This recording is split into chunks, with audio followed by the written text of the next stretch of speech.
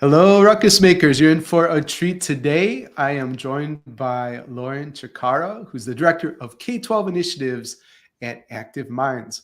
Prior to that, she worked for the Colorado School of Public Health School, recruiting schools to participate in the Healthy Kids Colorado Survey, Colorado's Youth Risk Behaviour Survey, and Smart Source.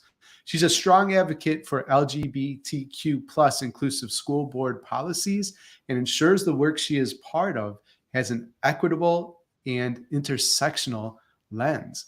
Lauren, welcome to the show. Thanks, Danny. I appreciate you having me on this morning. Yeah, definitely. So I want to start with a story where you had some students participate in the Mental Health Advocacy Academy.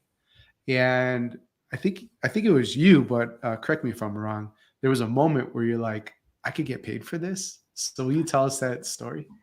Yeah, absolutely. So Active Minds hosts a mental health advocacy academy for high school students who are BIPOC and LGBTQ. And just to ensure that folks understand what BIPOC mean, it's Black, Indigenous, and students of color.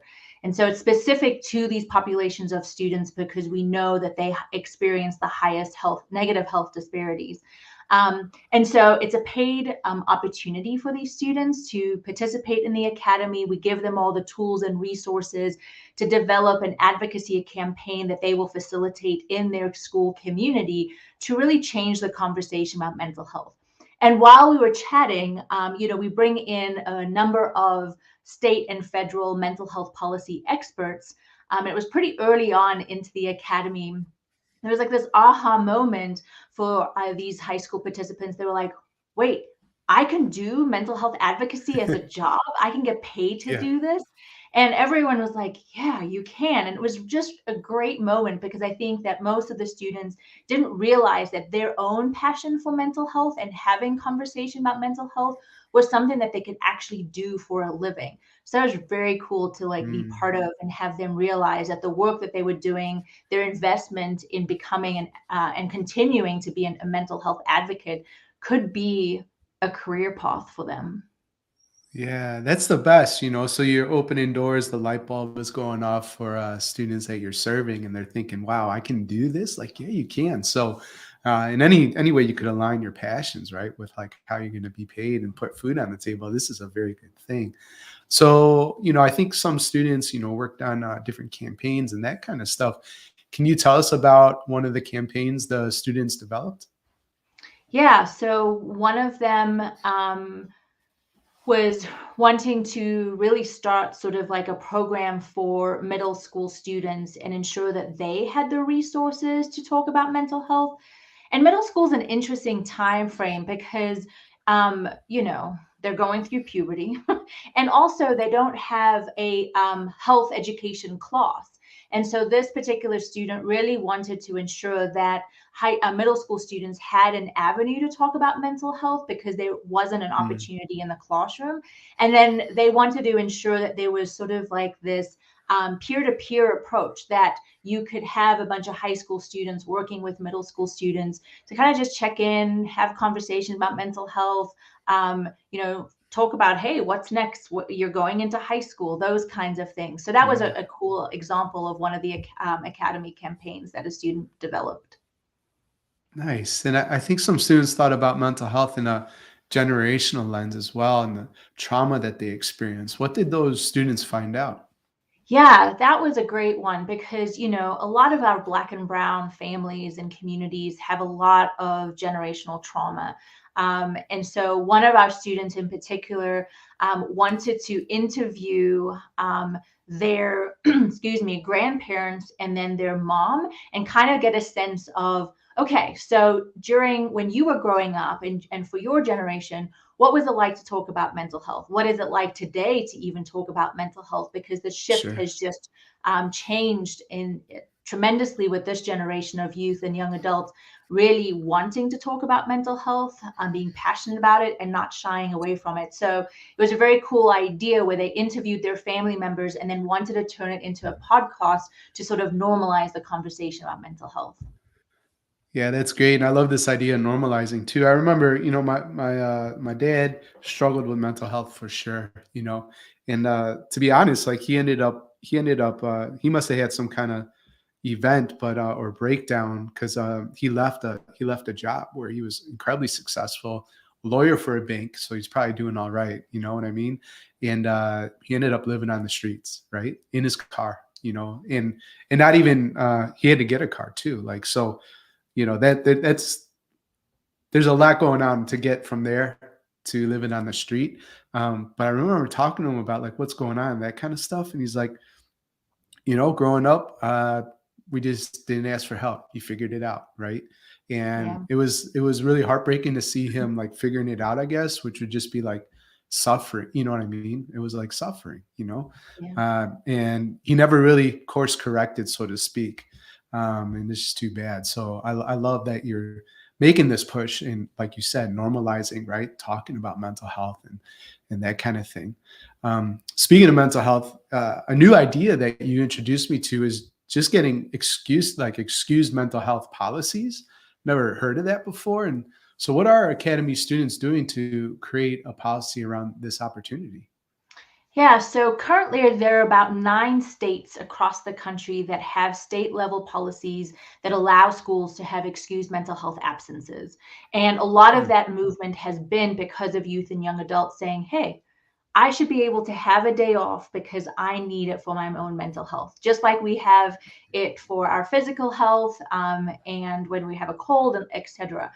And so Right. there's been this big push by high school students to really work with their school administrators to say, we don't want to be penalized when we need a day off or we need a break so that we are able to take care of our own mental health. And so it's been really cool. There are a couple of Academy students that also worked on campaigns to advocate for those changes. So they are working with principals, school board members, doing some research about what happened in the 9 states that actually passed that legislation. What does some school board policies really look like, and how to implement and also educate folks about it. Illinois was one of the first states to pass such a law. And it's been interesting sort of to watch the evolution of that, because I think a lot of our adult perceptions are students are just going to take advantage of this and they're just going to take a day off and bunk school, and that's not the Yeah. case. They really Hmm. do need some time either to catch up on school or just to physically take that break and just shut off, right? Just like we do as adults, right? And I think we don't allow our students, um, well, we don't listen to our students when they say they need a break and they actually Hmm. need to take care of their mental health. um, we've said, is this really mental health? Are you using this as an excuse? But more and more students are advocating for that. And I think administrators are listening. If there's anything we've learned through the pandemic, is that people are paying attention Right. to mental health now.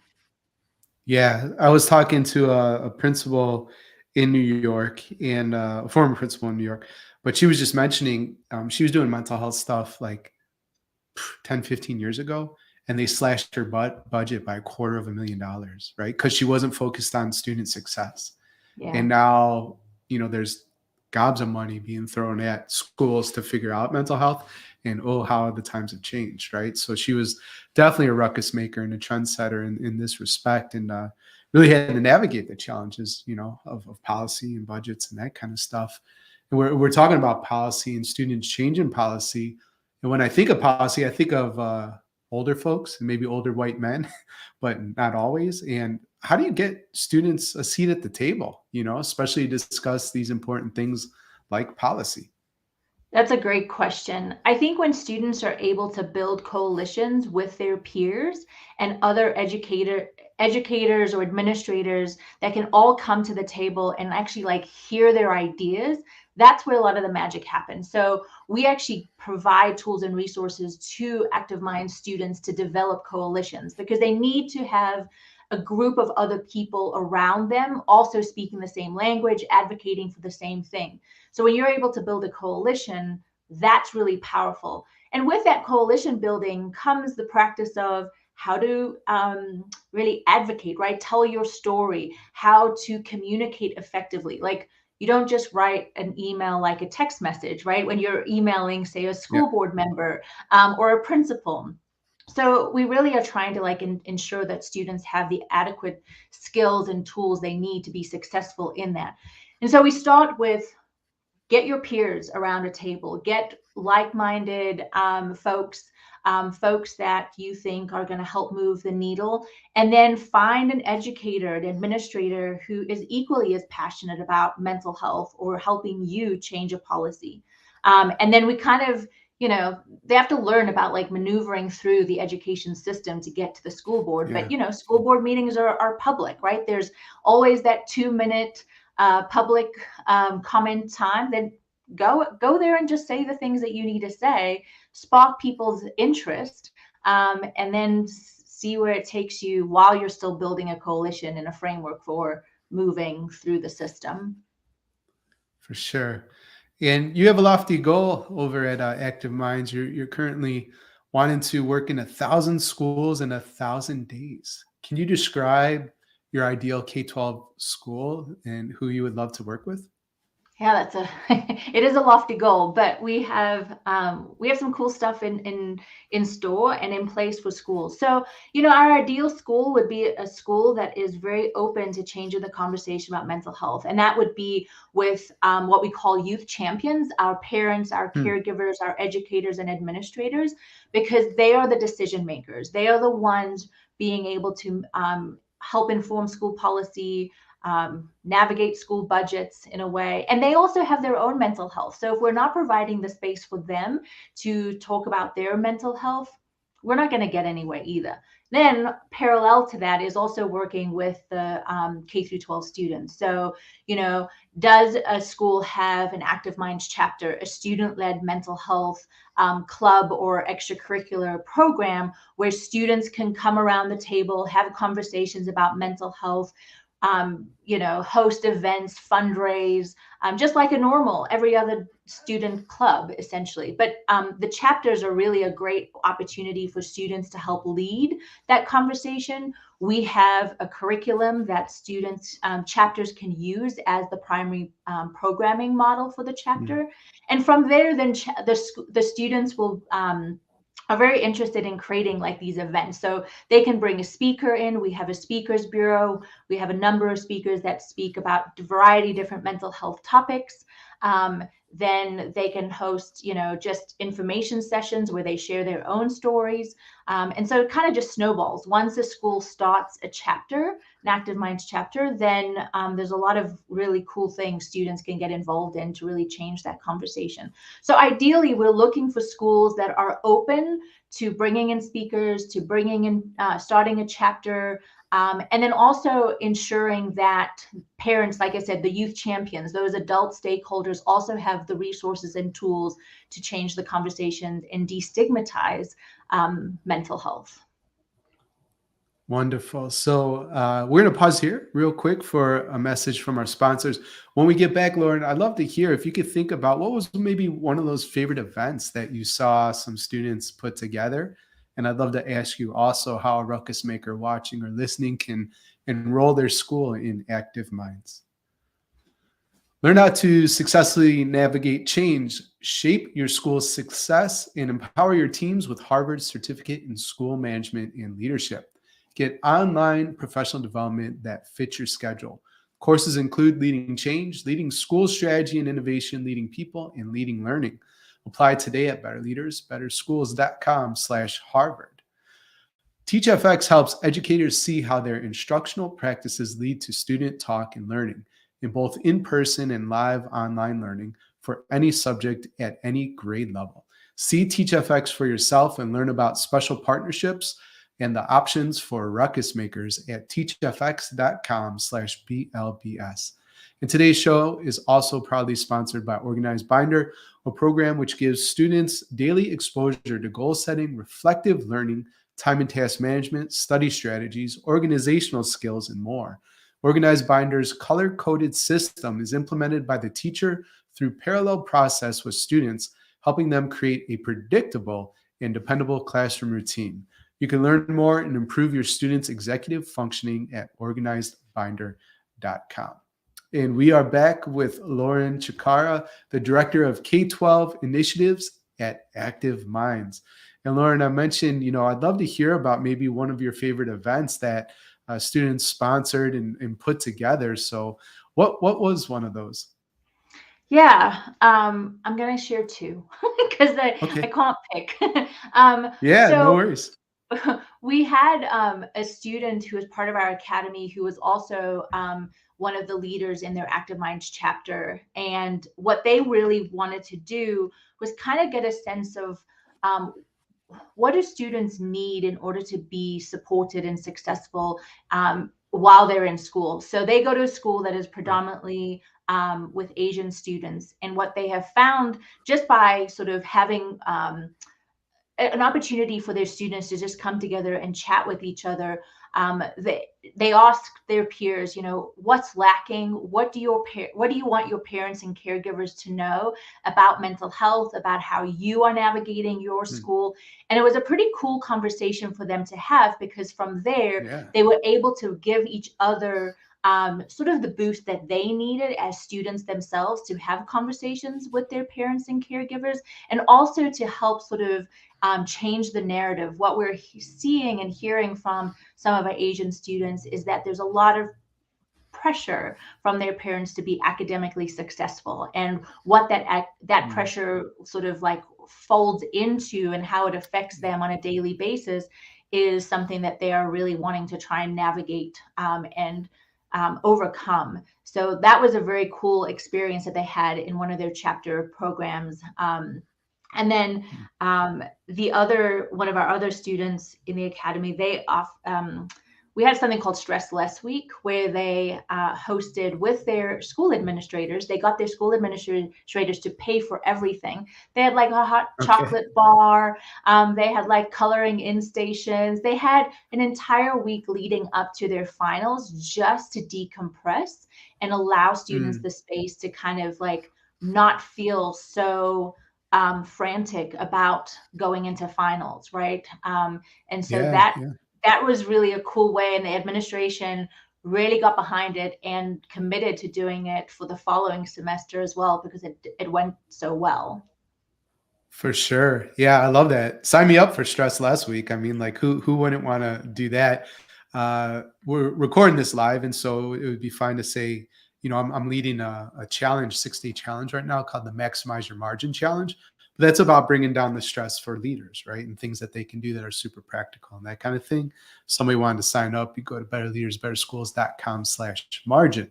But I want to also give a shout out to D Money, and D Money is a principal up in San Ramon, California. And he brought me to his wellness like center for students, Lauren, and it had a similar vibe, right? I didn't see hot chocolate, but they had teas and stuff like that, little games, like lots of comfortable seating. And I never would have guessed this, but it was so cool. There was a student who actually had a meeting planned with him, ironically, that they were preparing for. So they went to like decompress right before that meeting. And what did she get out? Knitting, right? Just like something to do with your hands and that kind of thing, but to let your mind wander as well, and to bring the stress down too. So, and that's open 24/7 while school is going on, each day. So just wanted to add that. It seemed relevant, to what we're talking about. So Yeah, cool. that's really cool when students have those spaces to Oh decompress. I yeah, think I don't know. We have to rethink what our schools look like and our classrooms look like, because not everybody for learns the sure. same way. So that's very cool. Props to them. Yeah, definitely. So shout out to you, D Money. And Lauren, I'm sure like a lot of people are really excited about the work you're doing at Active Minds. And so for ruckus makers, like I really want to take mental health seriously, and especially for our students, what's their next steps in terms of getting in touch with you, or potentially, like enrolling in a program and becoming a chapter, I think you called them. Yeah. So, Active Minds does things a little differently in that we center youth and young adults. So, we give them the Okay. schools the tools to actually lead the conversation. So, I think Hmm. if a ruckus maker is really wanting to move the needle, it's about connecting with us to find out what programs we have. Our teams are open to chat with any school administrators or educators, parents, and students alike. But I think one of the things that we sort of like push on is that educators need to create space for youth to lead, in the sense that our curriculum is all student led. So it's facilitated by students. We provide a facilitator guide for the adult in the room just so that they're in the know, but it's really providing them with the space to change this conversation, for them to use their own voices without the adults sort of like, saying all the things and leading all the Right. things. Active Minds really has been around for 19 years because we have centered Mm, those youth voices, and they have really changed that conversation and moved the needle. So I think we have to like stretch ourselves, just because you have heard an idea from a young person maybe 5 years ago, and then you hear the same idea now, doesn't mean you have to shut the door on their ideas. Our students are different within that 5-year span. right. Their passion is more, their access to technology, just life is different. So I would say check us out. We would be happy to get you started with a chapter. All you need are 3 students and an advisor to start an Active Minds chapter. And then if folks are interested in joining our Mental Health Advocacy Academy, the application will be dropping in early spring of 2023, and we'll be hosting the academy in the summer for a week-long academy. So check that out. Wonderful. Thanks, Lauren. So let's go to the questions that I asked all my guests here at the end of a conversation. First one being, if you could put a message on all school marquees around the world for a single day, what would Lauren's message be? So I have 2, because I want to break it into parents and then the youth champions. So for the Okay. students, I would say speak your truth and say it louder for people in the back. Mm, I think we don't sometimes listen to the stories that our youth are telling us, their experiences, and how they advocate for their lived experience. And so that would be a message for students. And then for the youth champions, the adult stakeholders, I think would be listen to students. So, I think it's sort of like this two-prong approach as far as the ticker taper. yeah, appreciate that. And now, Lauren, if you're building your dream school, right, you're not limited by any resources. The only limitation is your imagination. How would you go about building your dream school? What would be the 3 guiding principles? I love this question. Thank you. And I've been thinking about it. So I think first and foremost, if money is not the object, then let's pay our educators. That Mhm. first and foremost. We put a lot of stock into our education, but yet we don't put our money where our mouth is, in the sense of like paying those folks who go into the education field. And that's a complete and utter disservice to the system at hand.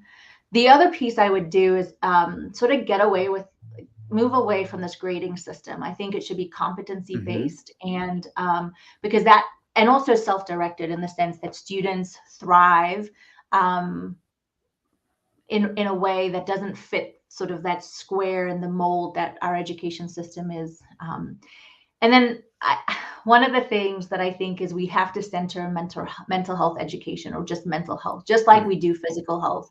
We have mental health as maybe like a week long, thing in a health education class, but we should provide really good spaces for youth to explore things out of the proverbial normal conversation, or I should say, set up in the classroom, that we providing space to, like the decompression rooms, right? Like, get out your knitting or go to a coloring in station.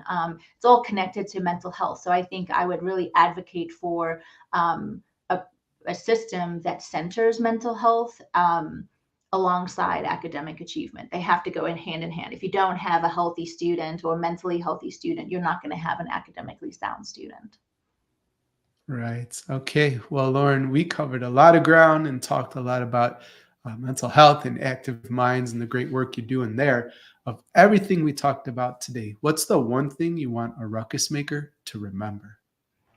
I think I want ruckus makers to remember that students have cool ideas and that they need to be part of the decision-making process, that they are great champions for their own health and wellness, they have cool ideas to fix some of the problems that we're seeing, or and ways to kind of elevate conversations in schools, especially about mental health. And so I think just taking the time to ensure that when you are thinking about new programs or bringing in speakers or thinking about even your budgets, that you are asking students for some input in how you're making those decisions and bringing new things into the school.